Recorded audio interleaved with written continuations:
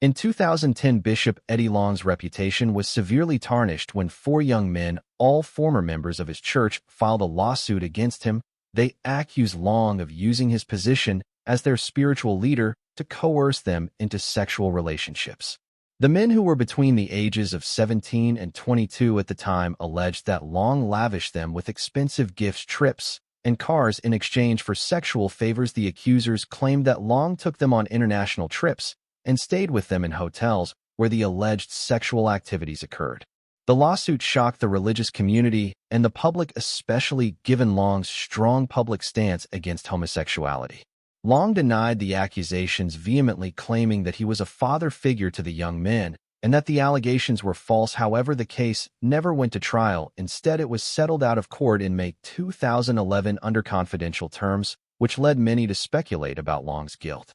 The settlement, reportedly worth millions of dollars, was seen by critics as an attempt to silence the accusers and avoid further public scrutiny.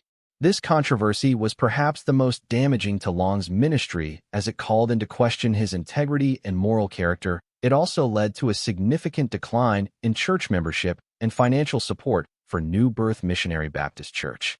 Bishop Eddie Long was often criticized for his extravagant lifestyle, which seemed at odds with the teachings of Christianity about humility and modesty. He lived in a $1.4 million home, drove luxury cars, and was known for wearing expensive tailored suits. His lifestyle raised eyebrows not just among critics of the prosperity gospel, but also among members of his own congregation. Many questioned how Long could afford such a lifestyle on a pastor's salary, even though he was the leader of one of the largest mega-churches in the country. There were concerns about the financial transparency of New Birth Missionary Baptist Church and whether Long was using church funds for personal gain. Critics argued that his lavish spending was funded by the donations of his congregants, many of whom were not wealthy. Long defended his lifestyle by saying that he was a proponent of the prosperity gospel, which teaches that God rewards faith with wealth and success. However, this did little to quell the criticism, and his opulent lifestyle became a focal point in the broader debate about the ethics of prosperity preaching. Bishop Long was known for his strong opposition to homosexuality, which made the sexual misconduct allegations against him particularly controversial. He frequently preached against homosexuality from the pulpit and was involved in several anti-gay initiatives. For instance, he led a march against same-sex marriage in Atlanta in 2004, which garnered significant media attention. His anti-gay rhetoric was consistent with the teachings of many conservative Christian denominations, but it also made him a polarizing figure. LGBTQ+ activists and advocates criticized Long for spreading hate and intolerance, arguing that his teachings contributed to the marginalization and oppression of LGBTQ+ individuals. The sexual misconduct allegations, which involved same-sex relationships, were seen by many as hypocritical in light of Long's public stance.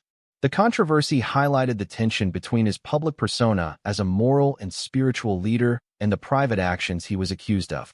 This perceived hypocrisy further damaged his reputation and raised questions about his sincerity and integrity. Questions about the financial practices of New Birth Missionary Baptist Church and its tax-exempt status were another major controversy during Bishop Long's tenure as the leader of a megachurch.